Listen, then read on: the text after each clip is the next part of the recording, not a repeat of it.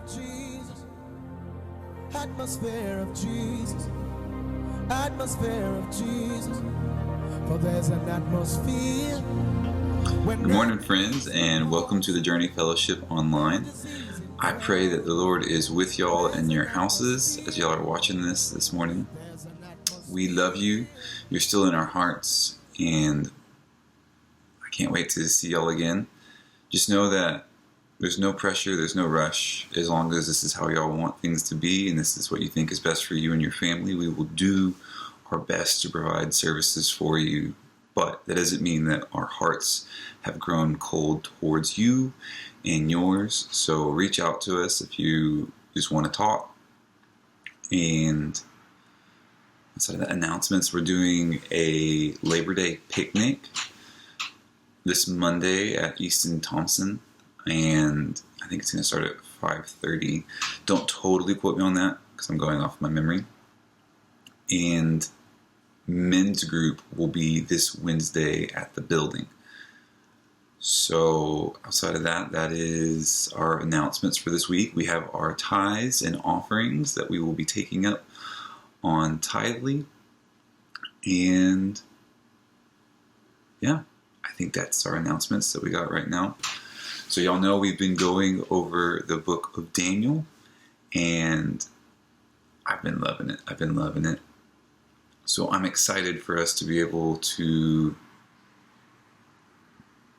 dig into that today. So I'm going to pray, and we'll get rolling. Lord, would you open our minds and our hearts? God, would you transform the spaces that we're in at this very moment into a sanctuary that would be defined by your presence and your spirit? Would you clarify our minds? Would you calm our spirit? Would you allow our roots to find your water that we might grow and be fed and be nourished by your presence, oh God? We love you. In your name we pray. Amen. All right, so this week, going into Daniel chapter 2, I thought we might make it in one run. It's going to take 2 weeks for chapter 2. But I'm excited about it. So let's get cracking. And we're going to start in Daniel chapter 2, verse 1. And we're not going to read the whole thing. So we're going to break it up. We're going to read verse 1 to verse 9. In the second year of the reign of Nebuchadnezzar, Nebuchadnezzar had dreams. His spirit was troubled, and his sleep left him. Then the king commanded that the magicians, the enchanters, and the sorcerers, and the Chaldeans be summoned to tell the king his dreams. So they came in and stood before the king. And the king said to them, I had a dream, and my spirit is troubled to know the dream. Then the Chaldeans said to the king in Aramaic, O king, live forever. Tell your servants the dream, and we will show the interpretation. The king answered and said to the Chaldeans, The word for me is firm. If you do not make known to me the dream and its interpretation, you shall be torn limb from limb, and your houses shall be laid to ruins. But if you show the dream and its interpretation, you shall receive from me gifts and rewards and great honor. Therefore, show me the dream and its interpretation.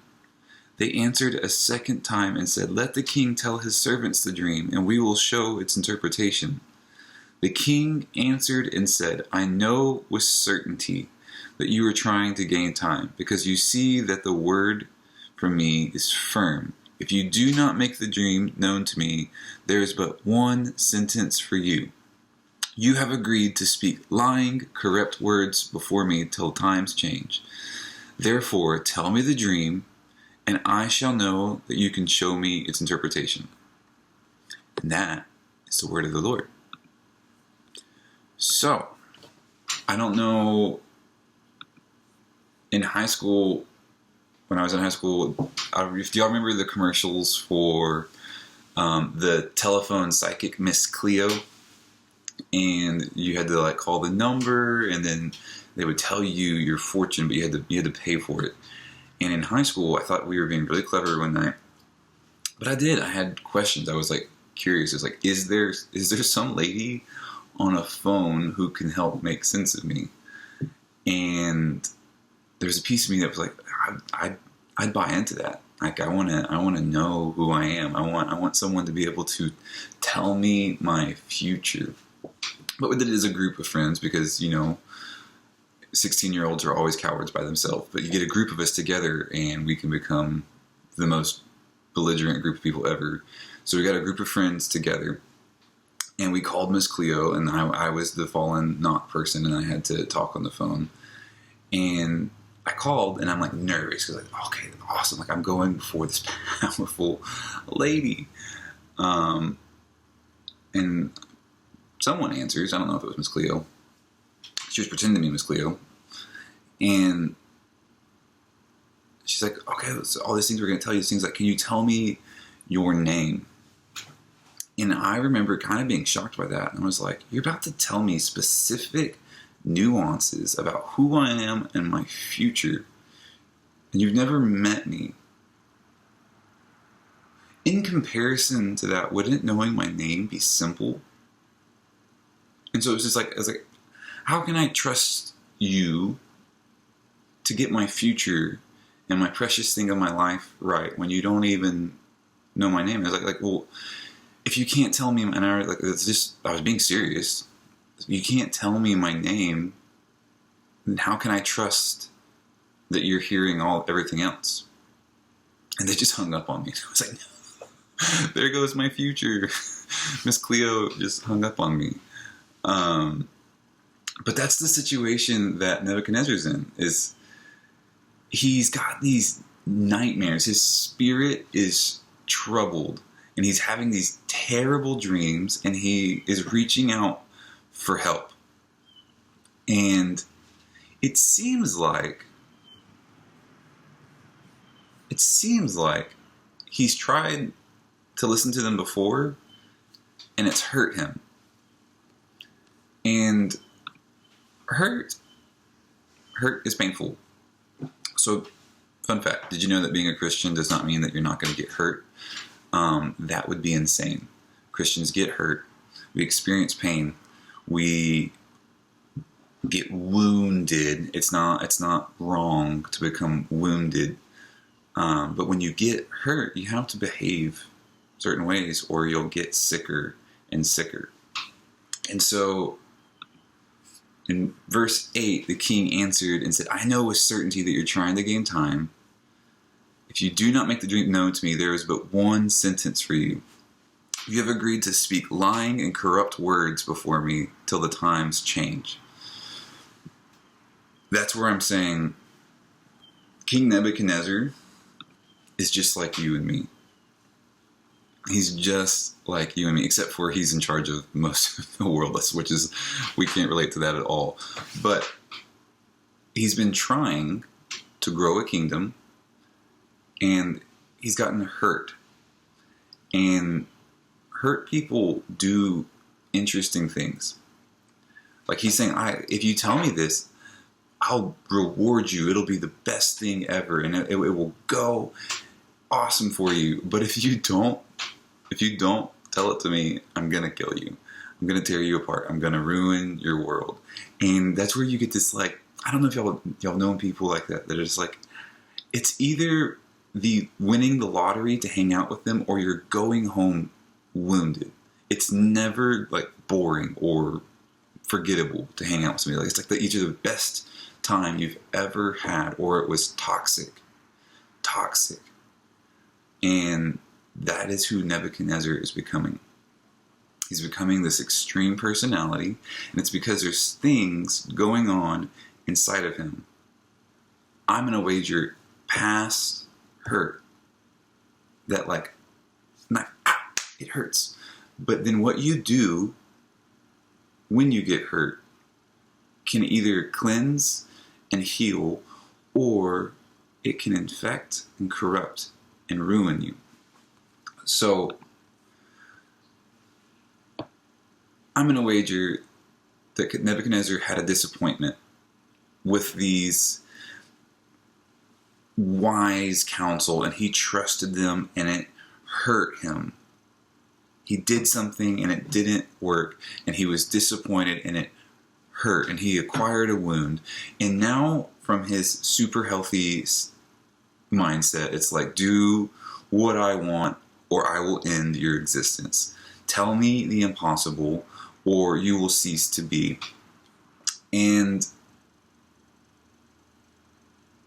these wise counsel, they're right.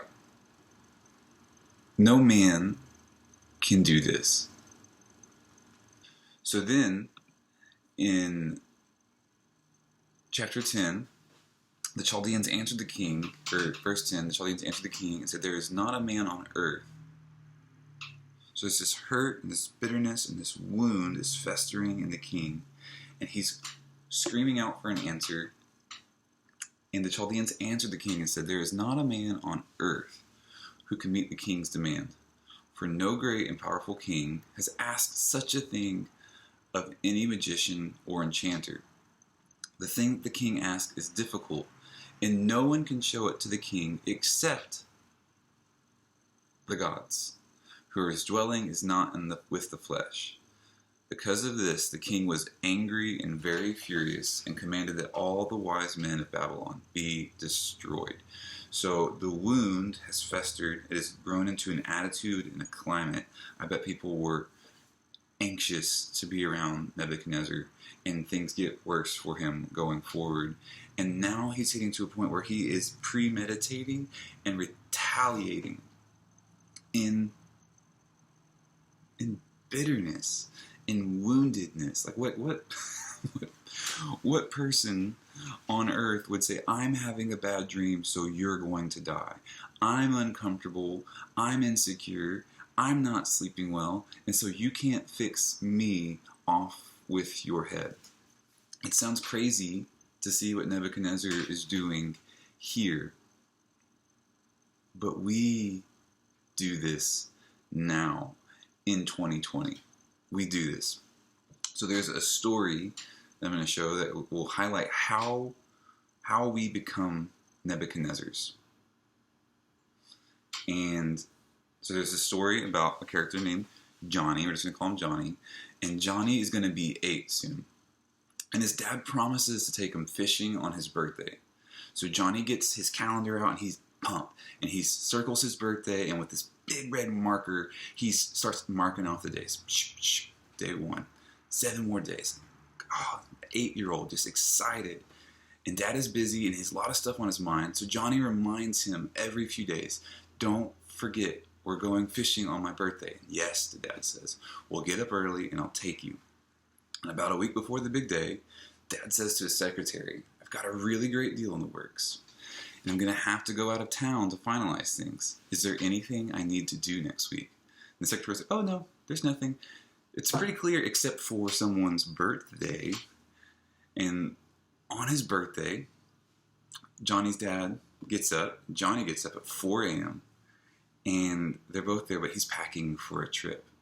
Johnny gets dressed in his fishing clothes and tiptoes down the halls, and he finds his dad dressed in a suit, and he's got his briefcase and a ticket. He's about to run out the door, and Johnny's sure that his dad's just made a mistake. And he's like, we're going fishing, aren't we? And he's like, oh, I forgot to tell you. I can't do it today, but we'll do it some other time. Do you know what I bought you? Here. And he hands him a present, and he opens it. And then Johnny doesn't even acknowledge the present. He's like, we're not going fishing. And he's like, well, look, we can go fishing anytime, but I want you to open up your present. I've only got a couple of seconds. And Johnny shuffles slowly, and he takes the package and just stands there looking at it. And his dad's about to miss the plane. He's like, come on, I can't wait much longer. So Johnny just starts to pick little pieces of the paper, taking little pieces.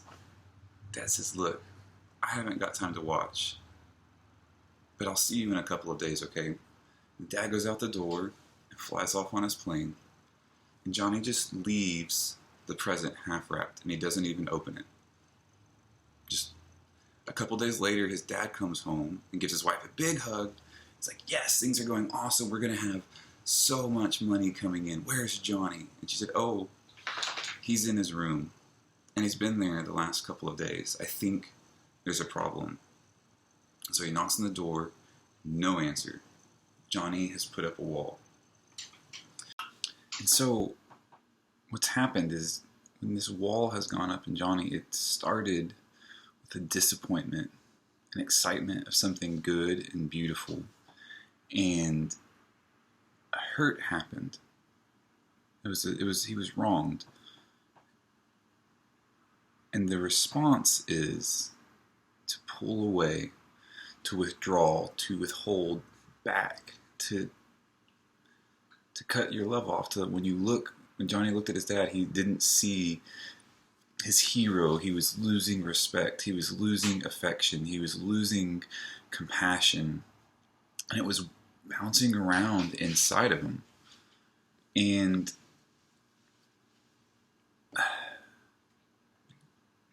this is like just a story, but imagine what happens if Johnny's dad hurts him more and more over time with the same kind of things. Eventually what will happen, we usually see it around, statistically, like 11 to 15, and full-on rebellion will take place, and he'll completely cut his heart off. But the dangerous thing is don't you want to rebuke Johnny's dad? Don't you want to rebuke Johnny's dad? The truth is, Johnny's going to be the one who gets in trouble. Johnny's the one who's drinking bitterness, trying to change somebody else. I won't say thank you. I'll be ungrateful. I'll show you. And in the story that I drew this from, he ends up joining a gang. He ends up finding people just like himself. He ends up becoming a monster, hurting other people. And, you know, it started with a hurt that was justified. It made sense that it was a hurt and a pain. But it festers. And the reactions that you start doing that, so that's exactly where Nebuchadnezzar is basically right there. It's time plus hurt and bitterness, and he's being contorted into a monster of a man. And I don't think Nebuchadnezzar likes his life. I don't think he likes the direction that he's going, but he doesn't know what to do about it. He's trying magicians, he's trying sorcerers, he's trying wizards, he's trying anything, and I don't think they've worked. I think they've led him in a worse condition, and he's giving up hope, and he's about to start really hurting people, because hurt people hurt people. Let me say that again. Hurting people hurt people. Nebuchadnezzar's hurting. He's not sleeping. He's having crazy dreams. And now he's about to wipe out his court, his council, because nobody can help him. And he's putting impossible standards that only God could meet on living beings. And if you want to know a promise, Deuteronomy 5:16 is called a commandment with a promise. Honor your father and your mother, that you may be prolonged, and that it may go well with you. Probably be safe to assume that if you disobey this commandment, your days will not be long, and things will not go well for you. Open rebellion and continual defense of wrong actions end up in a short and lousy life. A short and lousy life. That's true for your earthly fathers, but it's even more true for your heavenly. If you don't honor your father, it will not go well for you. If you live in open rebellion to the designer of the universe, you will live a short and lousy life. But what do we do about it? So Nebuchadnezzar, in the providence of God, I want to say got lucky, but I know he didn't get lucky. God had a plan. And God had Daniel. So Daniel's a prophet. He's the messenger of God. He is the bringer of the heart of God. So that's where we see here in verse 13 that the decree went out and the wise men were about to be killed. And so they sought Daniel and his companions to kill them. And then Daniel replied with prudence and discretion to Arioch, the captain of the king's guard, who had gone out to kill the wise men of Babylon. And he declared to Arioch, the king's captain, "Why is this so urgent?" And then he explains to Daniel, we're gonna have to kill y'all because y'all can't tell the king his dreams, and he's really upset about it. And Daniel went in and requested the king to appoint him a time that he might show the interpretation to the king. So remember, we're Nebuchadnezzar. We're hurting. We're bitter. We've had things happen to us, and it has festered, and it has grown into nasty things inside of us. And now with that pain, we have done things like, if you don't make it here in 5 minutes, we're through. If you don't find a way to get me $300, we do these things, and all of a sudden, with our pain and our hurt, we become a monster to those around us. But we also laugh, we also giggle, we also have these, so there's this double-sided monster side of us that's dressed in American culture of success, but is eating our hearts. Anxiety is exploding right now. Pain is exploding right now. It's 2020. If you haven't found a way to get wounded yet, were you on the moon? How did you make it through this year, this far, and not acquire some hurt? Which means that if we didn't dress those wounds in the truth of the universe, of forgiveness, compassion, grace, mercy, the heart of God, it will grow into something strange and nasty. It will callous and take away feeling. And wouldn't it be nice if we just lost feeling? But it gets sick and gangly. And the end result is that we will become a person like Nebuchadnezzar, who's putting other people's well-being on the line. I will hurt you. I will end you and your family. Don't cross me.